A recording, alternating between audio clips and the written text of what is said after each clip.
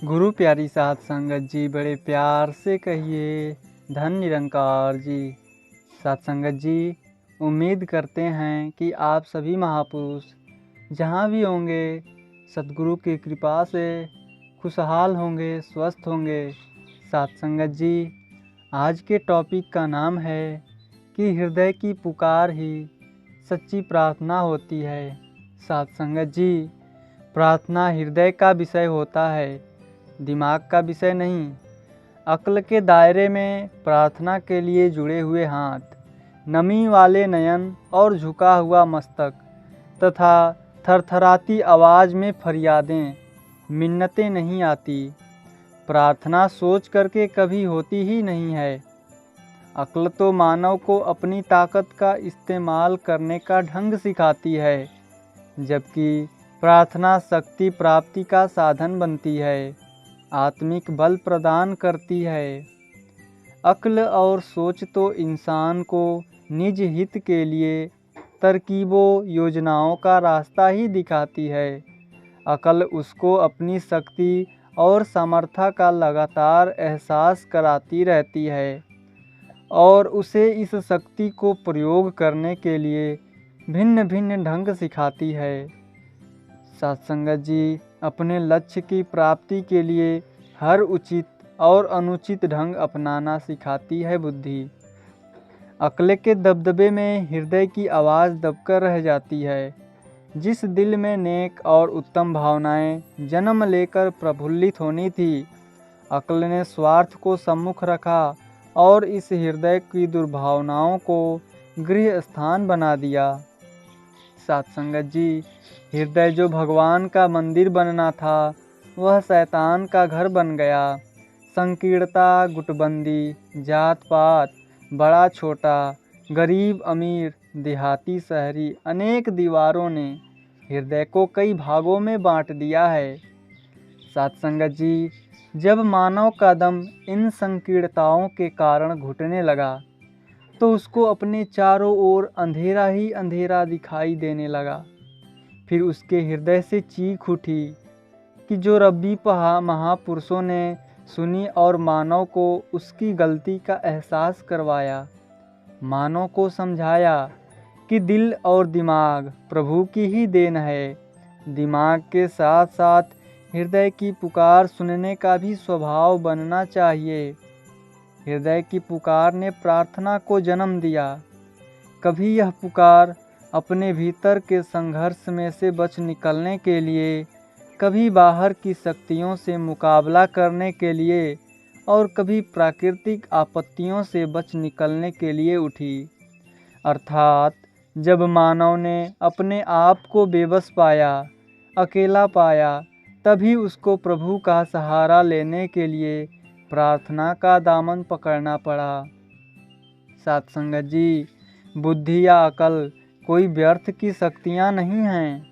अक्ल और समझ प्रभु के दिए हुए अत्यंत बड़े अनमोल तोहफे हैं।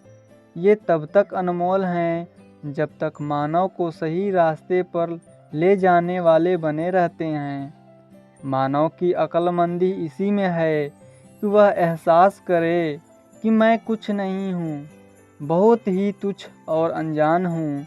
मुझे जो समझ मिली है, यह दातार की देन है, जो सब अक्लों का स्वामी है।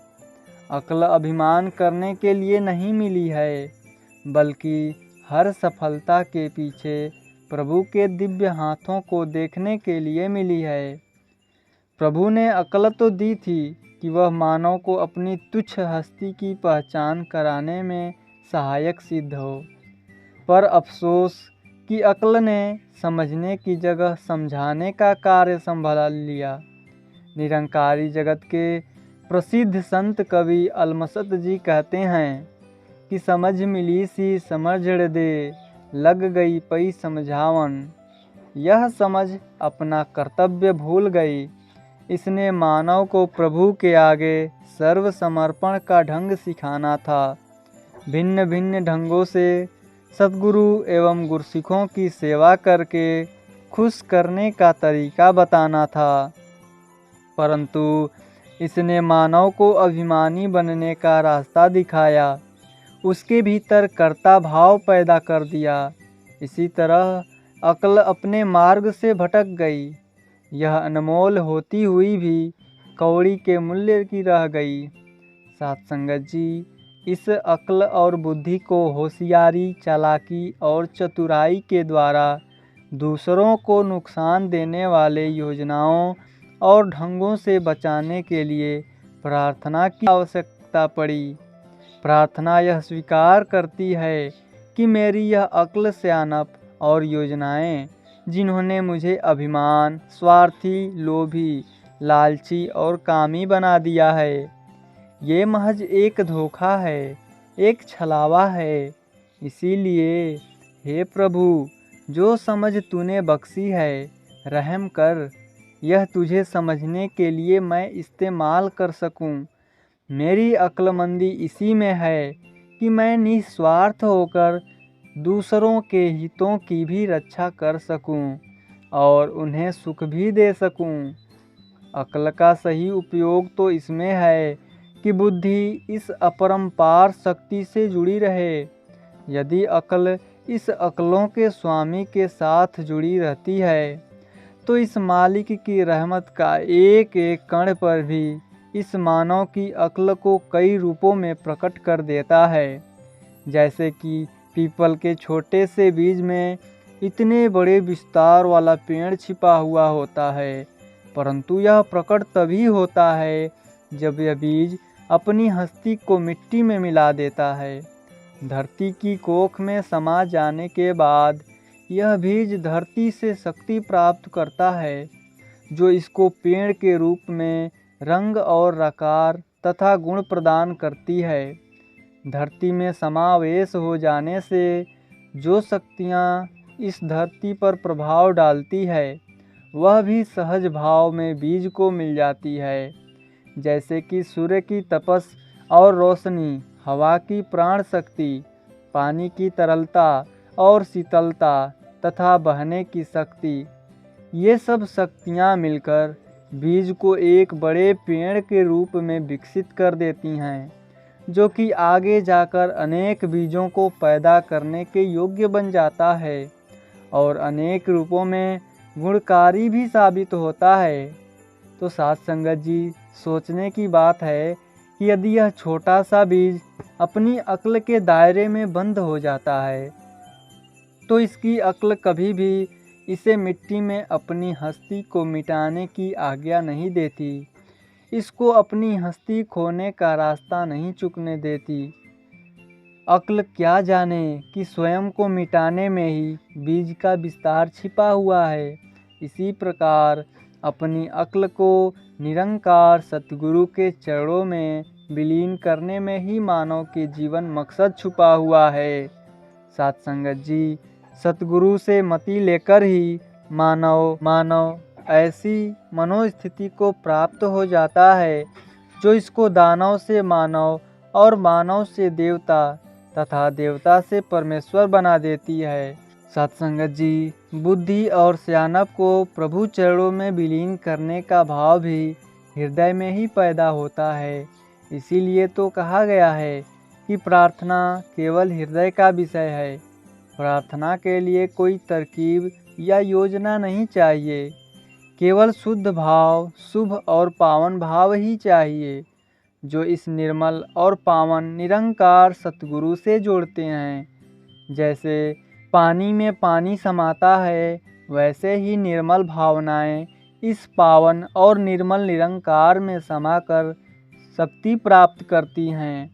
हृदय की शुद्ध भावनाओं में भी, जो अक्सर प्रार्थना रूप में प्रकट होती है, बहुत शक्ति होती है। ये भावनाएं किसी भाषा, साधन या उपकरण की मोहताज नहीं होती हैं। एक हृदय में पैदा हुई भावना सीधे सच्चे दरबार तक पहुंच जाती है। ये भावनाएं बिना बोले ही बहुत कुछ कह और समझा जाती हैं। साथ संगत जी, हृदय में शुद्धता और पावनता बनी रहे, इसके लिए भी प्रार्थना करने की आवश्यकता सदा बनी रहती है। सच्चे हृदय की भावनाओं को पाखंड और बनावट की मैल से बचाने के लिए गुरसिख प्रार्थना का सहारा लेता है। गुरसिख सदैव अरदास करता है कि हे दातार, मेरे मन और बुद्धि पर आपका पहरा बने रहे, ये तेरे हुक्म में चलें, इसी में मेरी और समाज की भलाई छिपी हुई है। हे दातार, इनको अपने वश में रहना, रहम करना सच्चे पातशाह। सच्चे हृदय से निकली प्रार्थना जहाँ प्रार्थी के लिए सुख शांति और आनंद का साधन बनती है, वहीं यह दूसरों के लिए सुखदायी साबित हो जाती है। साथ संगत जी, दूसरों के लिए सुख मांगने वाले को खुद भी सुख मिल जाता है। परहित में सुख केवल परोपकारी हृदय ही महसूस कर सकता है।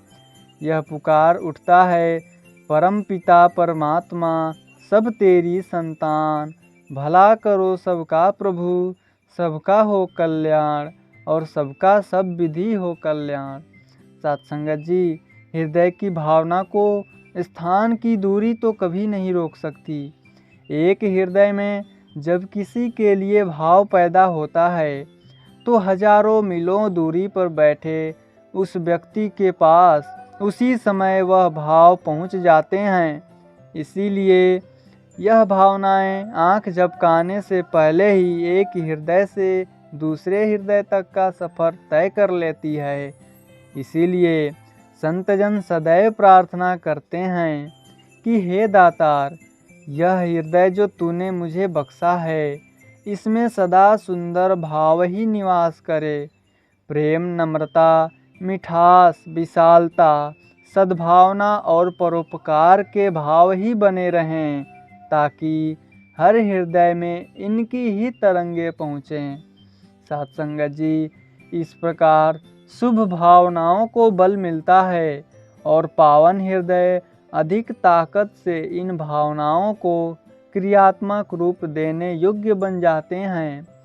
प्रार्थना के द्वारा हम दूर रहने वाले सगे संबंधी, दोस्त, मित्र और मानव समाज के लिए सुखों और खुशियों की कामना करके खुशियों को बढ़ा सकते हैं और उनको सुख चैन दे सकते हैं। इसीलिए यदि हमारी अपनी संतान या कोई सगे संबंधी दूर देशों में रह रहे हों, तो यदि उनके लिए प्रार्थना की जाए तो वहाँ पर उनका भी मन लग जाएगा और उन्हें सुख भी महसूस होगा। यदि हम किसी को नहीं जानते हैं तो भी दातार के चरणों से सर्वत्र के भले की कामना सुखद वातावरण फैलाएगी और इस प्रकार चारों ओर सुख शांति फैल जाएगी। तो हम सबका भला मांगें। सत्संगत जी, बड़े प्यार से कहिए, धन निरंकार जी।